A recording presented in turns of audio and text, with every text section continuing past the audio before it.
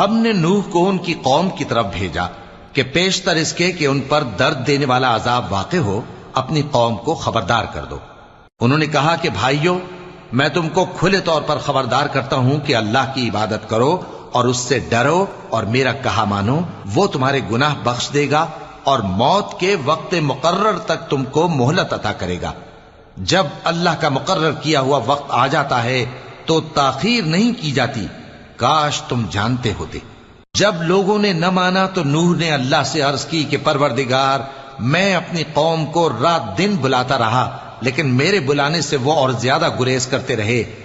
جب میں نے ان کو بلایا کہ توبہ کریں اور تو ان کو معاف فرمائے تو انہوں نے اپنے کانوں میں انگلیاں دے لی اور اپنے اوپر کپڑے اوڑھ لیے اور اڑ گئے اور خوب تکبر کرنے لگے۔ پھر میں ان کو بلند آواز سے بھی بلاتا رہا، پھر علانیہ بھی اور رازداری سے بھی سمجھاتا رہا۔